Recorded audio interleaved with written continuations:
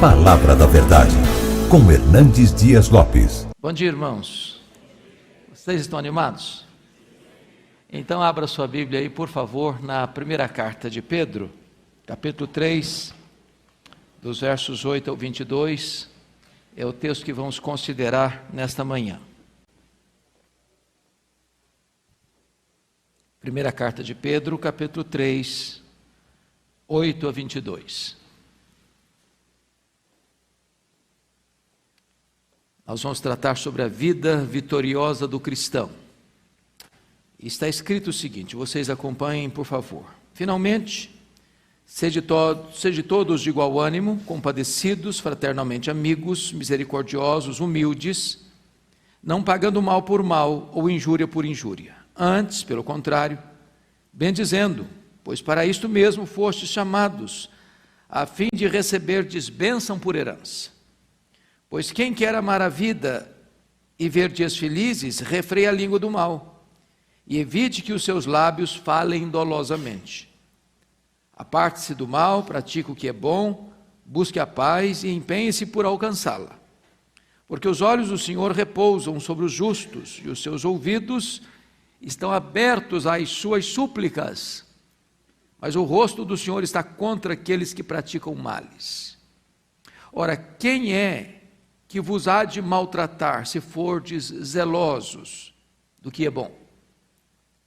Mas ainda que venhais a sofrer por causa da justiça, bem-aventurados sois. Não vos amedronteis, portanto, com as suas ameaças, nem fiqueis alarmados.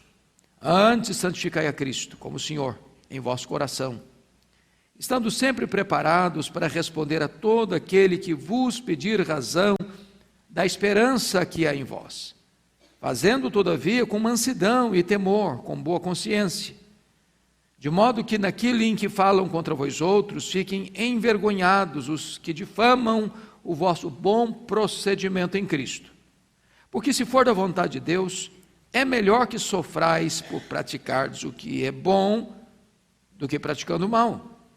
Pois também Cristo morreu uma única vez pelos pecados, o justo pelos injustos, para conduzir-vos a Deus, morto sim na carne, mas vivificado no Espírito, no qual também foi e pregou aos espíritos em prisão, os quais no outro tempo foram desobedientes, quando a longanimidade de Deus aguardava nos dias de Noé, enquanto se preparava a arca, na qual poucos, a saber, 8 pessoas foram salvos através da água, a qual, figurando o batismo, agora também vos salva, não sendo a remoção da imundície da carne, mas a indagação de uma boa consciência para com Deus, por meio da ressurreição de Jesus Cristo, o qual, depois de ir para o céu, está à destra de Deus, ficando-lhe subordinados anjos e potestades e poderes. Amém.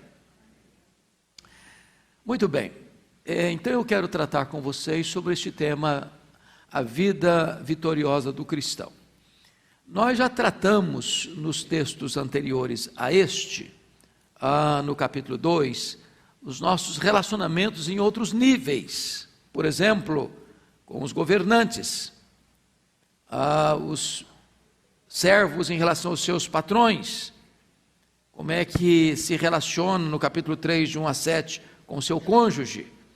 Agora ele vai abrir um pouco mais esse leque e vai tratar do nosso relacionamento com os nossos irmãos. A vida é feita de relacionamentos. Se nós falharmos nos nossos relacionamentos, nós teremos falhado rotundamente na nossa vida cristã. Você se relaciona no silêncio, nas palavras, nos gestos, nas atitudes, no olhar, no semblante, com o seu corpo. Tudo o que você faz comunica. Tudo é comunicação. Tudo expressa a sua fé e a sua vida cristã. Então, eu gostaria de convidar você para nós olharmos em primeiro lugar o nosso relacionamento com os nossos irmãos. Olha o versículo 8 comigo, que ele recomenda. Finalmente, veja que ele está fechando um assunto que ele já vem tratando desde o capítulo 2. Sede todos Ele não diz assim, olha, um grupo está dispensado, não. Todos, sede todos, de igual ânimo. De igual ânimo. Isso significa sede todos do mesmo pensamento. Ou seja, os crentes não deviam ficar batendo cabeça, ficar discutindo ideias, disputando opiniões. Se você olhar na igreja cristã hoje, tem muita gente que gasta o seu tempo brigando com os irmãos. Gasta seu tempo discutindo ideias, pensamentos, correntes de pensamento. E aí de repente entra o radicalismo dizendo o seguinte: se você não pensar igual eu penso, então você nem crente é. Para você ir para o céu você tem que rezar na minha cartilha. Se você não rezar na minha cartilha, então você está fora. E quantas energias são gastas? E quantas pessoas são machucadas? E quantas feridas são abertas? Na contramão do que Jesus Cristo orou e pediu ao Pai, para que todos sejam um, para que o mundo creia. Ou também, conforme a Bíblia mostra que a igreja que recebeu o derramamento do Espírito Santo vivia, conforme cantamos agora há pouco, era uma alma de todos os que creram. É assim que Pedro recomenda aqueles irmãos a viverem, nesse sentido aqui, sede todos de igual ânimo. Mas vem uma segunda palavra aí, compadecidos. A ideia é que nós devemos lidar uns com os outros com um profundo senso de compaixão. E o que significa a palavra compaixão? A palavra compaixão literalmente significa padecer com. É quando você, cumprindo uma ordenança bíblica, chora com o que chora. Se identifica com o outro na sua dor. Mas não apenas no nível do sentimento, mas no nível da ação, porque a palavra compaixão traz essa ideia de você sofrer junto, do lado. Isso a gente chama de compaixão. Existe uma palavra mais profunda do que essa ainda, que é empatia. Não é apenas sofrer com, mas é sofrer dentro, sofrer na pele do outro. Essa é a ideia que Pedro está dizendo. Nós precisamos ter essa relação de sensibilidade, de comprometimento com o nosso irmão que está passando por alguma dificuldade. Ele avança um pouco mais e diz assim, no versículo 8, fraternalmente amigos. A palavra fraternamente amigos é uma palavra só no grego. É a palavra Filadelfia, que traz a ideia de você amar o seu irmão na fé como você ama o seu irmão de sangue. E nós amamos os nossos irmãos de sangue, não é porque eles são muito virtuosos. A gente ama os nossos irmãos de sangue, apesar das suas fraquezas. É a sua família. Você pode até estar meio de bico com o seu irmão, com a sua irmã. Vai alguém dar um tapa no seu irmão para ver. Você se levanta.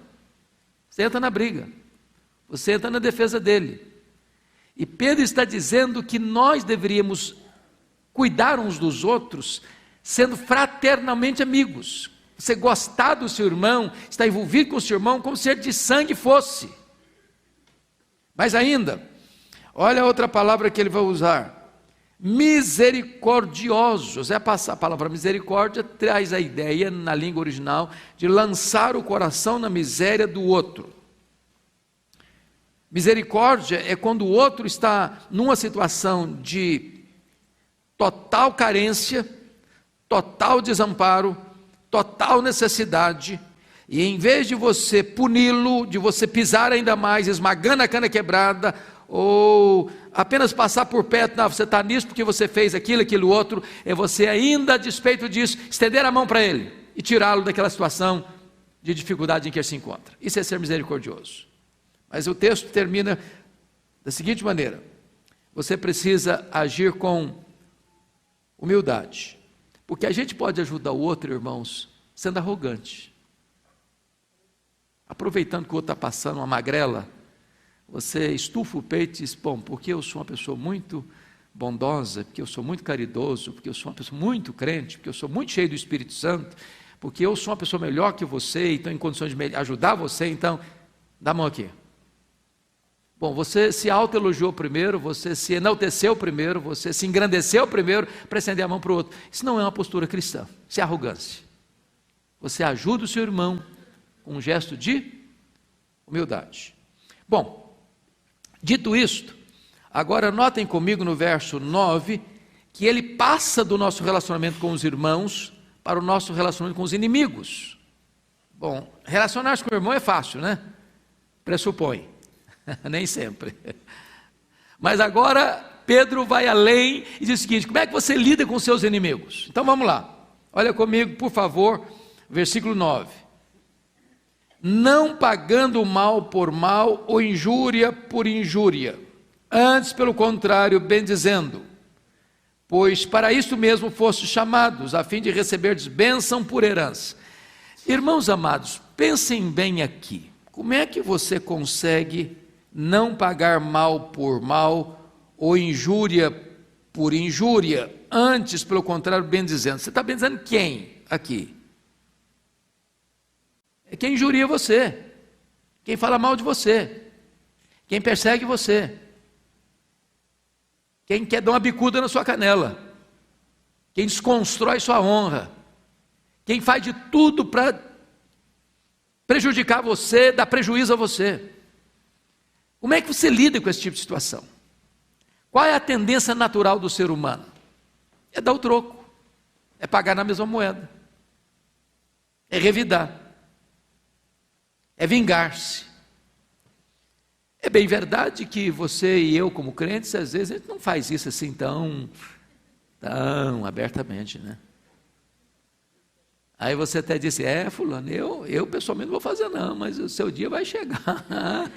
E a hora que chegar, a minha vitória vai até ter sabor de mel, né? Mas Pedro trata de uma outra questão: você não devolver na mesma moeda, não pagar mal por mal e não pagar injúria com injúria, porque o mal, irmãos, é alguém faz o mal, você vai lá e faz o mal. Agora, falar mal de você, você precisa ser muito crente para não se defender falando mal da pessoa. Porque uma das boas maneiras, entre aspas, da gente se promover é falar mal do outro. E quando você fala mal do outro, você está, nesse momento, se comparando com o outro e colocando você numa posição superior ao outro. Então, deixa eu dar uma ilustrada aqui para vocês entenderem o princípio. Viktor Frankl, no livro dele, Em Busca de Sentido, diz uma coisa lindíssima nesse livro, e essa fala dele, para mim, valeu o livro. Ele diz o seguinte: a única coisa que ninguém pode tirar de você é o direito que você tem de tomar as suas decisões.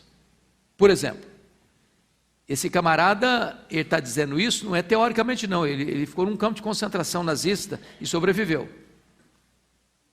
Passou fome, foi castigado, foi humilhado, sua família pereceu, ele viu tanta gente morrendo, fuzilada, nas câmaras de gás, passando as agruras daquele campo de concentração. Ele diz o seguinte: as pessoas podem tirar seus bens, as pessoas podem tirar sua família, as pessoas podem tirar sua liberdade, as pessoas podem tirar sua própria vida, mas ninguém tem o poder de tirar o direito que você tem de fazer suas escolhas. A pessoa fala mal de você, você fala bem dela. Ela injuria você e você bendiz a ela. Ela persegue você e você ora por ela. Desta forma, esse direito que você tem, ninguém pode tomar de você. E na linguagem bíblica, irmãos, isso que Pedro está ensinando, a gente chama de reação transcendental. O que é reação transcendental? Você e eu não temos problema para conviver com gente na área da ação. Você mora 20 anos com seu vizinho, porta a porta, ele trata bem você, você trata bem a ele. Você convive bem com ele, até o dia que deliberadamente ele deixa um saco de lixo aberto na sua porta para te cutucar. Agora não é ação mais, agora é reação. Como é que você reage? Jesus ensinou isso no Sermão do Monte, quando ele disse: se alguém te ferir uma face, dê a outra.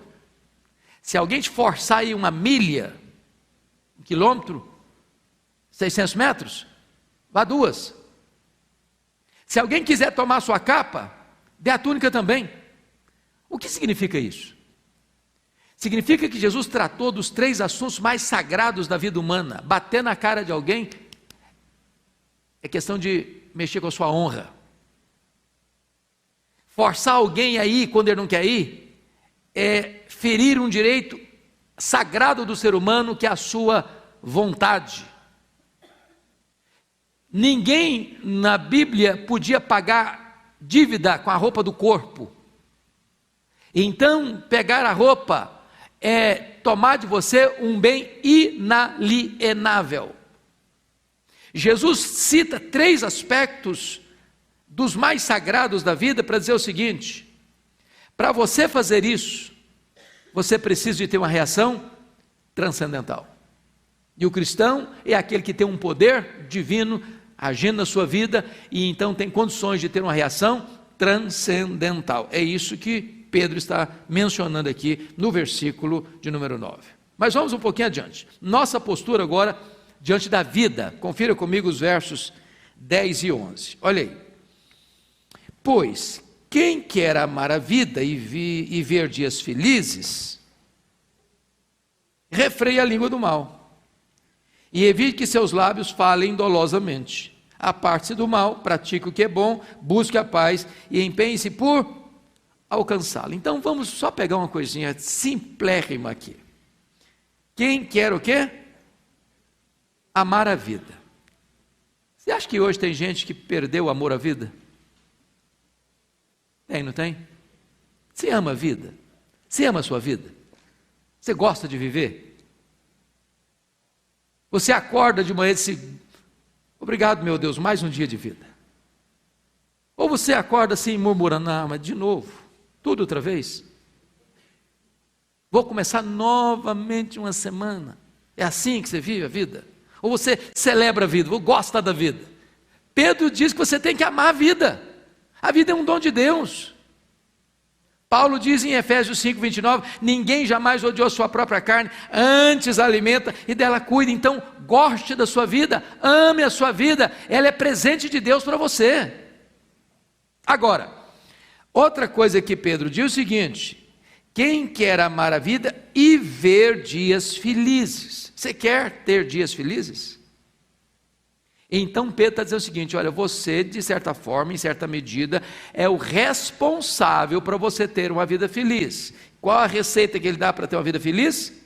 Primeiro, refreie a sua língua do mal. Irmãos amados, Tiago, lá no capítulo 3 da sua carta, diz que nós tropeçamos em muitas coisas. Você tropeça em muitas coisas?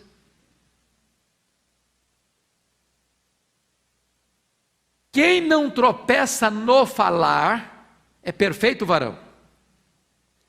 Em outras palavras, a nossa língua é a nossa maior armadilha. Nós tropeçamos na nossa própria língua. É por isso que Tiago vai mencionar lá no capítulo 3 que a língua tem 3 características. A língua dirige, a língua destrói, a língua deleita.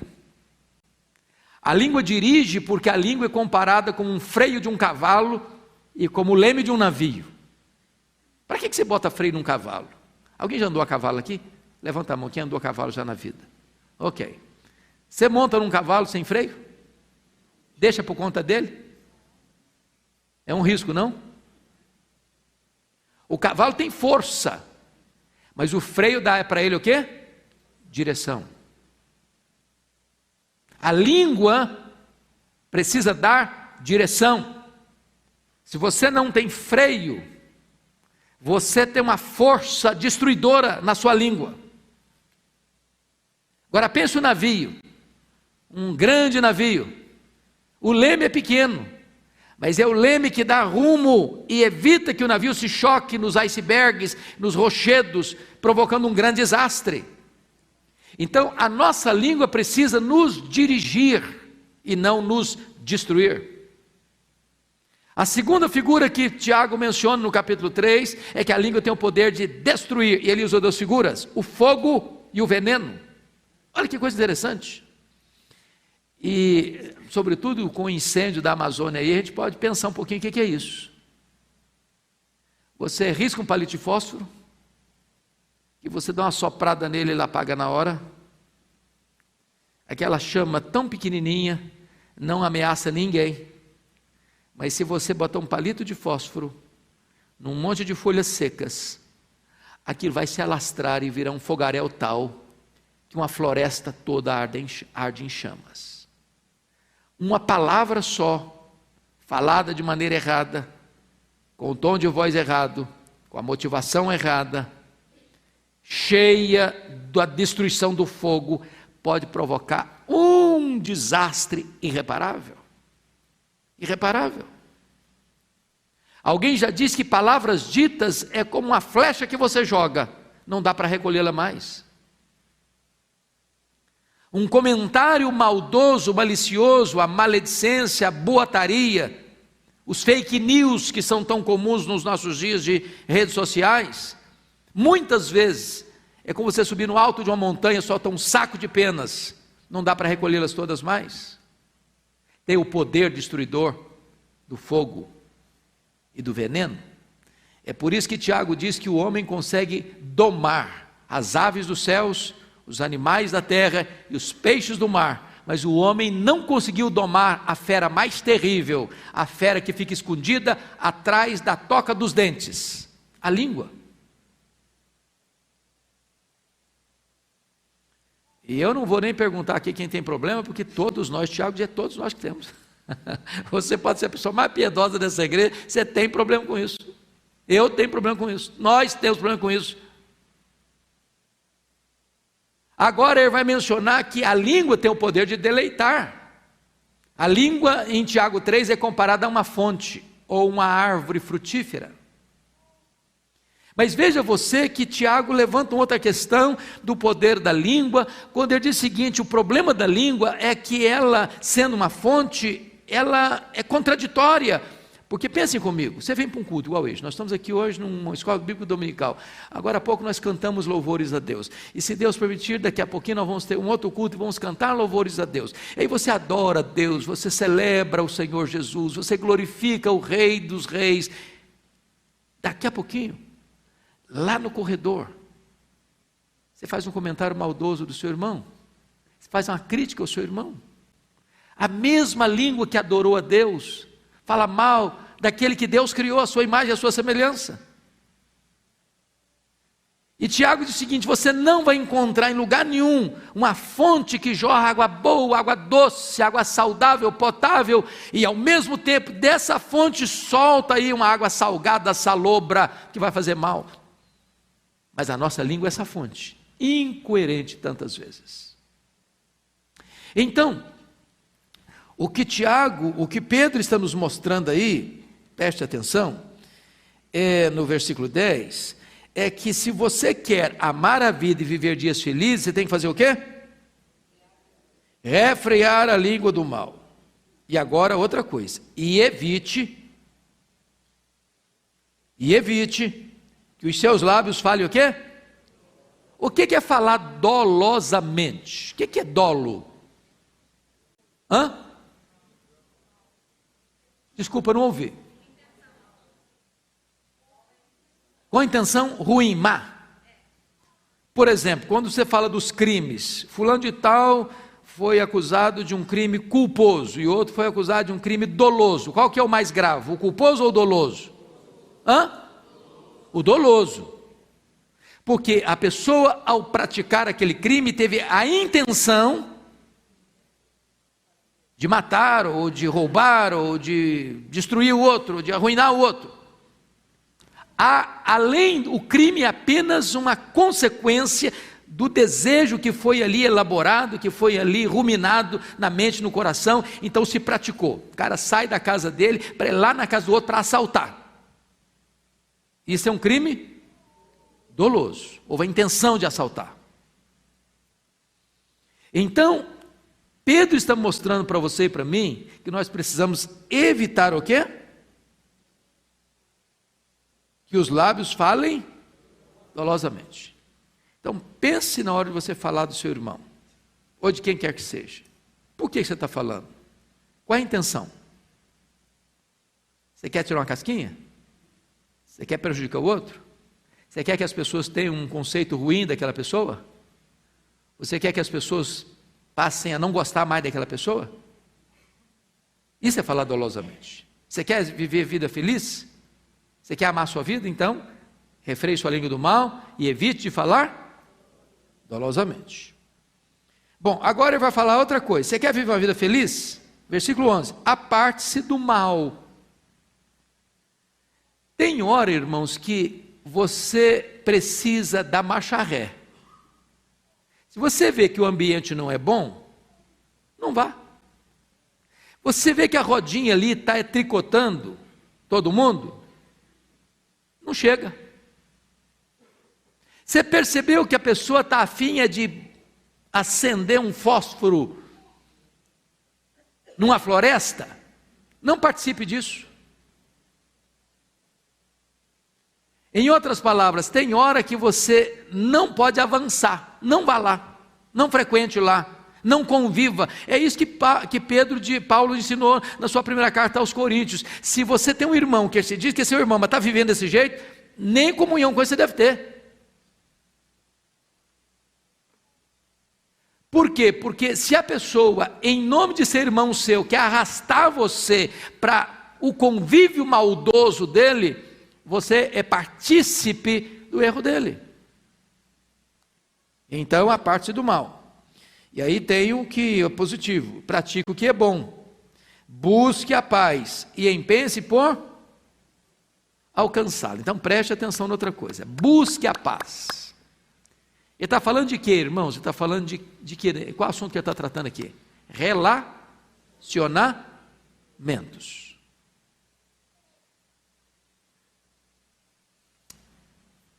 Como é que está você aí? Você está de mal com alguém? Você está sem falar com uma pessoa há muito tempo? Está chateado? Você cortou as relações com alguém? Pedro diz o seguinte: você procura fazer o quê? Busque a paz. Não é a paz que vai buscar você, não, é você que vai buscar a paz. Porque às vezes ele tem a seguinte maneira: bom, eu espero que o fulano venha falar comigo, foi ele que chutou minha canela, então se ele não vier, eu nunca falo com ele. Pedro está mostrando que você precisa ser o agente na procura da paz, e mais, não é só procurar a paz não. Como é que ele diz mais? Empenhe-se por alcançá-la. Mas o que significa isso? Fulano está meio de bico com você, de cara virada para você. Aí você um dia dá uma ligada e falou: fulano, vamos bater um papo? Ah, não tem tempo não, já deu um gelo. Aí, eu procurei, eu fiz a minha parte. Não é assim que a gente faz? Mas aí Pedro diz o seguinte: não só você deve procurar a paz, mas você vai fazer o quê? Empenhar-se por alcançá-la. E se você não é apenas desejar, fazer um primeiro contato, tentar assim de leve, não, é você ir com muita intensidade na procura da reconciliação, porque está falando de paz, é de relacionamento, é de reconciliação, de alguém que um dia você teve uma relação, que a relação estremeceu, que alguma coisa aconteceu, e que ficou um para lá, outro para cá, e você vai ser o agente dessa reconciliação, você é um pacificador, você é um ministro da reconciliação, é você quem toma a iniciativa. É por isso que a Bíblia diz assim: se você ao trazer a tua oferta ao altar, te lembrar que alguém tem alguma coisa contra ti, espera que ele venha falar contigo, é isso? Não, deixa a tua oferta, vai, reconcilia com teu irmão, depois vem, faz a tua oferta. Isso é uma postura de viver uma vida de qualidade, tá? Nossa postura diante da vida. Vamos à frente um pouquinho na nossa análise. Versículo 12, ele coloca uma coisa muito interessante. Porque os olhos do Senhor repousam sobre os justos, e os seus ouvidos estão atentos ou abertos às suas súplicas, mas o rosto do Senhor está contra aqueles que praticam o mal. O que é que Pedro está falando aqui, irmãos? Preste atenção que Pedro conecta eficácia de oração com relacionamentos. O que Pedro está dizendo aqui é que se eu estou brigado com meu irmão, se eu estou de mal do meu irmão, se eu digo assim, você para lá e eu para cá, se você sentar na ala lá daquela parede, eu vou sentar na ala de cá, porque eu não quero nem ficar perto de você. O que vai acontecer? Deus não vai o quê? Responder as orações dessa pessoa. Quer outro exemplo? 1 de Pedro 1,7 diz que se o marido não tratar a esposa com sensibilidade, com dignidade, como vaso mais frágil, as suas orações são interrompidas. Em outras palavras, não adianta o camarada passar 2 horas de joelhos, se quando ele levanta dos joelhos, ele agride a esposa, ele é grosso com ela, ele não é sensível a ela. Então não tem como você ter relação de intimidade com Deus na vertical, se as relações horizontais estão estremecidas. Pois bem, vamos um pouquinho agora adiante e vamos olhar os nossos sofrimentos. Versículos 13 a 17. Primeiro, versículo 13, ele trata da prevenção do sofrimento. Você pode ler o 13 comigo? Vamos juntos? Ora, quem há que vos há de maltratar, se fordes zelosos do que é bom? Qual é aí a solução profilática, preventiva do sofrimento? Ser zeloso do que é bom. Preste atenção que há um adjetivo, não é só você fazer o que é bom, ou amar o que é bom, mas ser o quê? Zeloso. Zeloso, não é uma coisa casual ou acidental, não, é você ter empenho nisso. A Bíblia fala de Barnabé, né? Barnabé era um homem bom. Aliás, é o único homem chamado de bom na Bíblia, exceto o próprio Deus, é Barnabé. Barnabé era um homem bom. Então você tem que ser zeloso do que é bom. Se você viver praticando o bem, sendo zeloso do que é bom, Pedro pergunta, quem há de maltratar vocês? É claro que ele está pensando aí já na questão do sofrimento que os cristãos estão sofrendo na mão dos pagãos. Os pagãos estão perseguindo a igreja. Se você ler o contexto de 1 de Pedro, é a carta do sofrimento.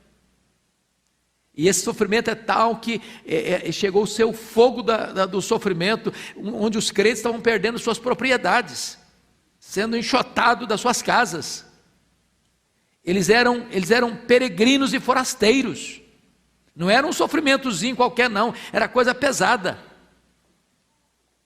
Mas ele está entendendo uma coisa, um princípio, de que quando as autoridades constituídas, elas estão no seu governo, elas precisam entender que diante de Deus elas são ministros de Deus para 2 coisas, para promover o bem e para coibir o mal. Então só no estado de total inversão de valores, se promove o mal e se coíbe o bem. Então, se você está fazendo o que é bom, não tem como as autoridades, num estado de direito, perseguir você, prejudicar você, causar sofrimento a você, porque você, ao fazer o bem, recebe os louvores das autoridades e não a perseguição e o sofrimento proveniente das autoridades. É isso que Pedro está dizendo aqui. Mas, confira ainda um outro aspecto do sofrimento. a alegria no sofrimento. O versículo 14 agora. 1 de Pedro, vocês que estão chegando, amados. 1 de Pedro 3,14. Confiram comigo lá. Olha o que ele diz. Mas, você pode ler o 14 comigo? Vamos juntos? Mas, ainda que venhais a sofrer por causa da justiça, bem-aventurados sois. Não vos amedronteis, portanto, com as suas ameaças, nem fiqueis alarmados. Bom, ao longo da história, o povo de Deus sofreu por fazer o bem? Alguma vez? Sofreu? E muito. E muito. Muitas pessoas cometeram um único crime de adorar a Deus, de confiar só em Jesus Cristo, e esse foi o crime que cometeram, para serem torturados, presos, jogados às feras, queimados vivos, crucificados. Então o que Pedro está ensinando para nós, é que se você vier a sofrer por causa da justiça, você não é infeliz, você é muito feliz, você é bem-aventurado. Foi Jesus que ensinou isso. Bem-aventurados sois, quando mentindo, disserem todo mal contra vós. Alegrai-vos e exultai, porque assim perseguiram também os profetas que viveram antes de vós. Então, se você está sendo perseguido, porque você é um crente, porque você é fiel a Deus, porque você vive uma vida de santidade, porque você vive uma vida de irrepreensibilidade, porque você não paga o mal com o mal, você não devolve injúria com injúria. Se você está sofrendo por causa disso, sendo retaliado por causa disso, se alegre. Você é bem-aventurado.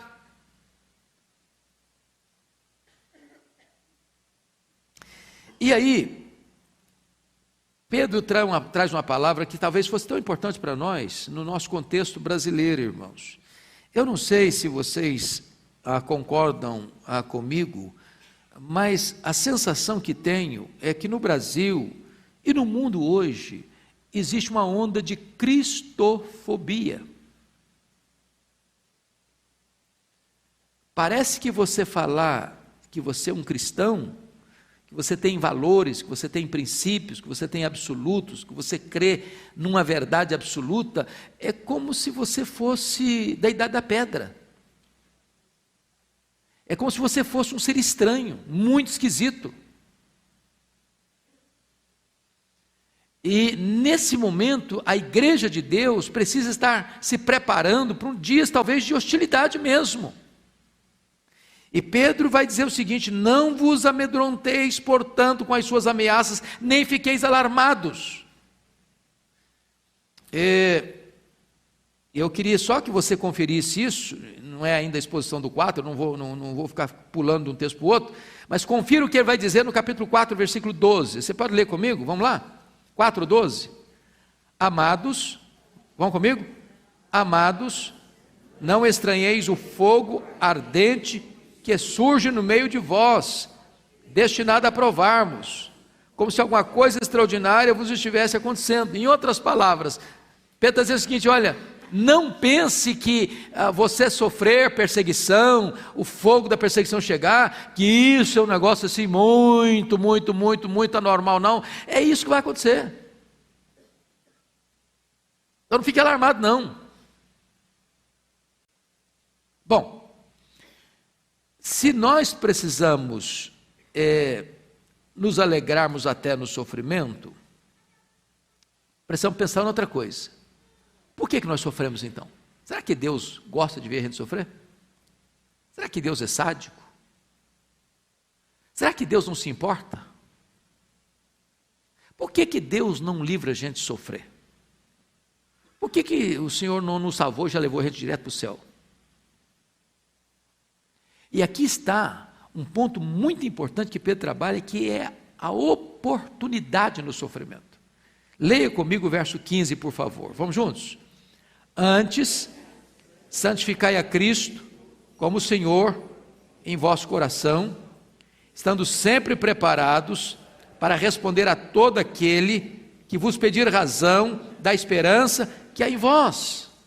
E você percebe que esse cristão que está sofrendo perseguição, ele está sofrendo perseguição por causa da sua fé. Ele está sendo questionado, ele está sendo interrogado, ele está sendo alvo de uma investigação. Por que você crê nisso? Que maluquice é essa? No mundo de hoje, você acreditar que família é feita de homem, de mulher, de marido e de esposa, de filhos, que negócio é esse? Que ideia mais limitada é essa? Que cabeça mais fechada é essa? E as pessoas estão lá interrogando você. E Pedro diz o seguinte: que oportunidade você tem? Que privilégio você tem de numa hora dessa, num aperto desse, numa pressão dessa, você dar esperança da sua fé. Você dizer por que você crê desse jeito. Por que você defende essa verdade? Por que você vive por essa verdade? Por que você está pronto a morrer por essa verdade? É hora de você então abrir a sua boca e mostrar para as pessoas quem é você. É isso que Pedro está dizendo. É por isso, irmãos, que a perseguição nunca foi um elemento que destruiu a igreja de Deus. Nunca foi. A perseguição depura a igreja, mas não destrói a igreja. O que destrói a igreja é o pecado.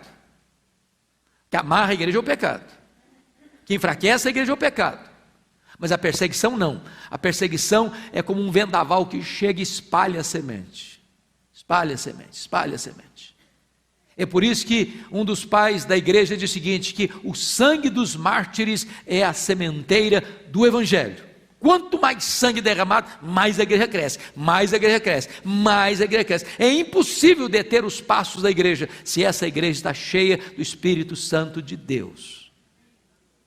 Então, é tempo de oportunidade.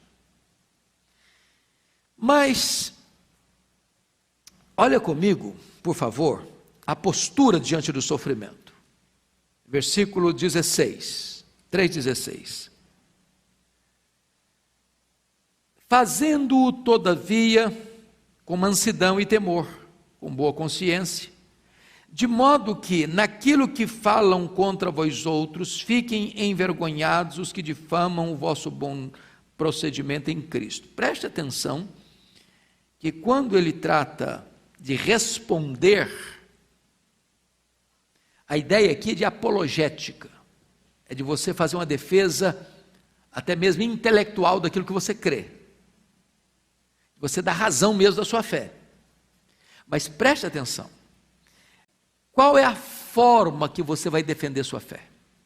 Diante dos adversários, diante dos acusadores? Com arrogância? Com palavras duras? Com atitudes mundanas? Não. Fazendo, todavia, com mansidão e temor. Não basta apenas o que você diz, mas é importante também como você diz. Não é uma questão de ganhar uma discussão, é uma questão de conquistar uma pessoa. Porque não adianta você ganhar uma discussão e perder a pessoa. Não é uma questão do campo das ideias, onde eu prevaleci porque eu sou mais culto, sou mais inteligente, tenho mais argumentos, tenho mais acervo intelectual, tenho mais cabedal na minha defesa. Não é isso. Não é isso. Mas você, nesse momento, não só fazer uma defesa da sua fé, mas fazer isso com mansidão, com doçura, com humildade, com boa consciência. É isso que a Bíblia diz o seguinte: você é como se você juntasse brasas vivas na cabeça da pessoa. Ela começa a perceber que ela está atacando uma pessoa que não faz sentido atacar. E essa pessoa é doce, essa pessoa é amável, essa pessoa é respeitável, essa pessoa não é arrogante, não é soberba, não é altiva. Quantas vezes, meus irmãos, na defesa da fé, a gente esmaga as pessoas, a a gente humilha as pessoas, a gente tripudia sobre as pessoas, a gente esmaga a cana quebrada, a gente apaga a torcida que fumega. É triste quando você vê as próprias igrejas evangélicas batendo umas nas outras, fazendo o púlpito uma trincheira para atacar os outros, achando que se você não reza na minha cartilha, então você está fora do mapa do cristianismo. Pedro está nos ensinando apologética, mas uma apologética banhada pela mansidão e pela boa consciência, onde você não só usa argumentos irresistíveis, mas você usa um testemunho eloquente, que é capaz de impactar outra pessoa.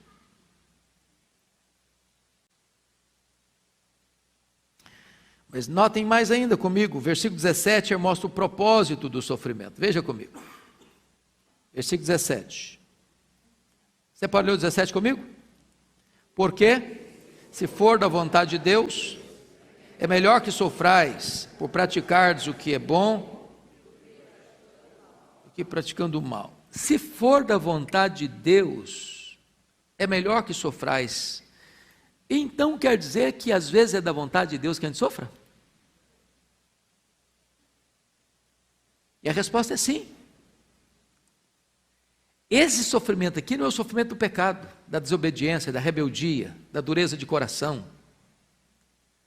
Às vezes, meus irmãos, Deus não nos livra do sofrimento, mas Deus nos livra no sofrimento. Tem hora que Deus permite a você e a mim passarmos por uma situação adversa, para dizer o seguinte: filho, eu estou permitindo você passar por isso, para que você me glorifique nessa situação, para que você mostre para as pessoas que eu lhe dei poder para passar por isso vitoriosamente. Quem pode abrir sua Bíblia aí comigo, rapidinho, em dois textos. Primeiro em Tiago capítulo 1, verso 2 e 3, logo em seguida aí de Pedro. Aliás, em seguida não, antes de Pedro. Tiago 1, 2 e 3. Eu queria que toda a igreja lesse comigo os versos 2, 3 e 4 de Tiago 1. Vamos lá? Acharam aí? Então vamos lá, vamos juntos. Meus irmãos, tende por motivo de toda alegria o passardes por várias provações, sabendo que a provação da vossa fé, uma vez confirmada, produz perseverança. Ora, a perseverança deve ter ação completa, para que sejais perfeitos e íntegros, em nada deficientes. Eu acho isso maravilhoso, porque notem vocês, irmãos, que as provações são compatíveis com a fé cristã. E Tiago está dizendo o seguinte: tende por motivo de todo o quê? Alegria. Irmãos, isso aqui só crente entende isso.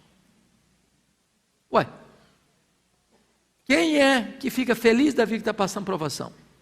Mas não é por provação, não, por várias provações. Mas você está feliz por quê? Porque você gosta de sofrer? Não. Nenhum crente é masoquista. Masoquismo não é cristianismo. Você está passando pelas várias provações e tendo motivo de toda alegria. Por quê? Porque estas provações, primeiro, elas são passageiras. Você não vai ficar nelas, você vai passar. Segundo, essas provações são pedagógicas. Elas vão produzir em você perseverança. E a palavra perseverança é paciência triunfadora. Deus vai tratar do seu caráter, Deus vai tratar da sua vida. Até Jesus aprendeu pelas coisas que sofreu. O sofrimento, irmãos, é a escola superior do Espírito Santo. A maioria de nós aqui aprendeu as lições mais importantes da vida, não foram nos dias de festa, mas nos dias de provações. Deus vai tirando o excesso de bagagem na nossa vida. Deus vai podando as arestas da nossa vida. Deus vai nos amoldando ao caráter de Cristo. Deus vai esculpindo a beleza de Cristo em nós. Pense comigo agora num artista, um escultor, pegando um mármore bruto, pegando o seu formão, seu martelo. Se o mármore pudesse falar, ele estaria dizendo assim: está doendo, está doendo. E o artista não poupa o mármore, mas quando ele termina esse trabalho, tem beleza. Tem beleza. O sofrimento tem um propósito, de esculpir em nós a beleza de Cristo. Segundo texto que eu gostaria que vocês olhassem comigo, para a gente voltar para Pedro, para fechar. Romanos capítulo 5. Olha aí. Versículo 3 e 4. Você pode ler comigo, Romanos 5, 3 e 4, vamos juntos? E não somente isto, mas também nos gloriamos nas próprias tribulações, sabendo que a tribulação produz perseverança, e a perseverança experiência, e a experiência esperança. Agora preste atenção, que novamente eu digo, só crente entende um negócio desse aqui. Ele está dizendo que nós nos gloriamos. Essa palavra nos gloriamos é uma exultação entusiástica. Mas nós nos exultamos em que mesmo? Nas próprias tribulações. Ô gente, tem que andar com Deus para fazer um negócio desse, tem não? E quando a tribulação chega, a gente faz o quê às vezes? Murmura, reclama,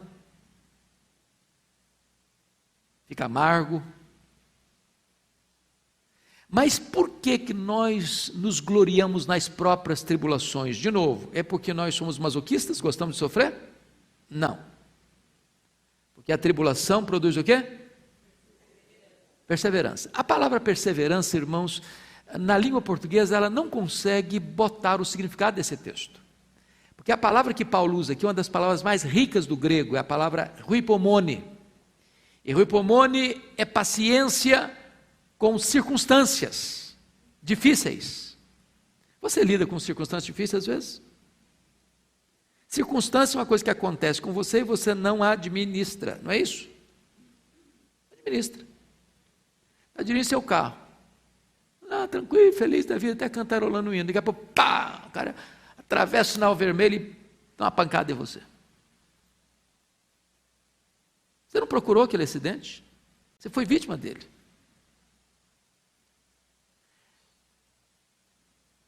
Pensa comigo hoje, uma situação que está no Brasil, né, o nosso comunicador Gugu Liberato. Está lá na casinha dele, alguns dizem que está consertando o ar-condicionado, outros está botando enfeite de Natal, não interessa. Certo é que ele estava na casa dele, arrumando uma coisa lá.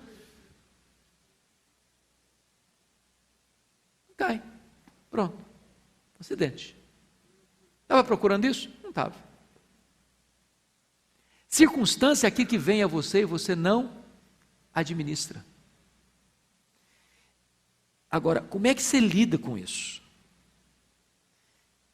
A palavra hipomone significa que você lida com situação difícil, não murmurando, não reclamando, mas com a paciência triunfadora. Mas a perseverança, ele diz, vai desembocar em outra coisa. O que desemboca a perseverança? Experiência. E a ideia de experiência aqui é a seguinte: você pode ter dois tipos de fé. Você pode ter aquela fé de ouvir falar, do seu conhecimento teológico, dos textos da Bíblia que você conhece, que você já decorou, que você já ouviu, que você já leu, que você já escutou. Esse acervo intelectual, você conhece. Mas outra coisa bem diferente é quando você tem experiência. Em outras palavras, Deus não é apenas o Deus de Abraão, de Isaac e de Jacó, o Deus do meu avô, o Deus do meu pai, mas Ele é o Deus também da minha vida. Lembra de Jacó? Quando Jacó saiu de casa com 71 anos de idade, ele teve uma visão de noite. O Senhor deu a ele visão da escada, lembra disso? E Deus apareceu para ele e disse assim: eu sou o Deus do teu avô Abraão, eu sou o Deus de Isaac, teu pai.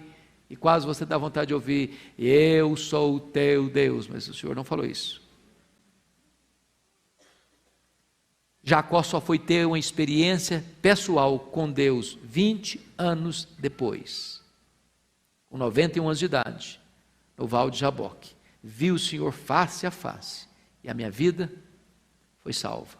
A partir daí, Deus é chamado de Deus de Abraão, o Deus de Isaac e o Deus de Jacó. Essa é a questão. Quem é Deus para você? Apenas o Deus que você conhece de ouvir falar?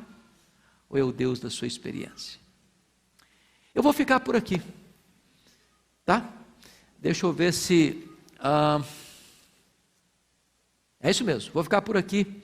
Depois a gente segue no versículo 18, no outro domingo. Pode ser? Vamos ficar em pé? Vamos orar? Porque se eu for entrar no outro assunto, o assunto é longo e eu vou ficar no meio do caminho. Deus abençoe vocês. Hoje é um dia de festa aqui em Pinheiros, né? Dia de festa. Deus tem sido tão gracioso conosco aqui. Deus tenha abençoado, pastor Arival, seu ministério, e eu fico muito feliz de estar do lado dele, numa igreja que a gente vê cada dia a boa mão de Deus dirigindo e conduzindo. Louvado seja o Senhor. Você é bem-vindo aqui. Então vamos orar. Deus amado, receba a nossa gratidão nesta manhã, pelo privilégio de estarmos na tua casa, de abrirmos a tua palavra, de examinarmos a tua palavra, e de esta palavra nos examinar. O que nós te pedimos, Deus, é que tu nos dês um coração manso, humilde, para acolher a tua palavra, para meditar na tua palavra, para viver a tua palavra. Que nós não sejamos meros ouvintes, mas praticantes da tua palavra. Meu Pai, que tu abençoes os teus filhos e filhas aqui nesta manhã. Tu que conheces a vida, o coração, a família, os relacionamentos de cada pessoa aqui. Se há, Pai, alguma pendência para ser resolvida aqui nesta manhã, o teu Espírito dê graça, força e poder para que essas soluções sejam tratadas aos pés do Senhor Jesus Cristo.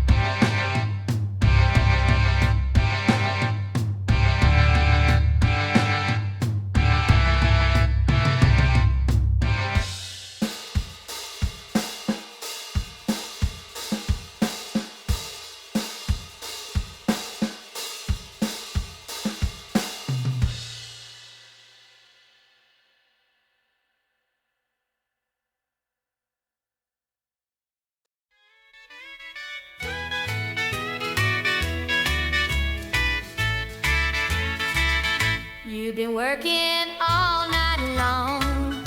You deserve a little break. We better get you something yummy before your tummy starts to ache. I made you some cookies. They're fresh out of the oven. You've been working so hard. You deserve a little loving. Let me get you some milk and cookies. You ain't gotta just up and leave. I know you got a lot more work to do, because it's Christmas Eve. But Santa dear, my milk and cookies, they ain't like nothing you had before. I promise Santa, if you just stay, you'll be begging me for more. Santa, stay a little longer. The next batch of cookies is almost done. 'Tis the season to be jolly, and we're having so much fun. You always know what I want. Yeah, you got the right stuff. I know just how you like it, and you can never get enough. Let me get you some milk and cookies. You ain't gotta just up and leave.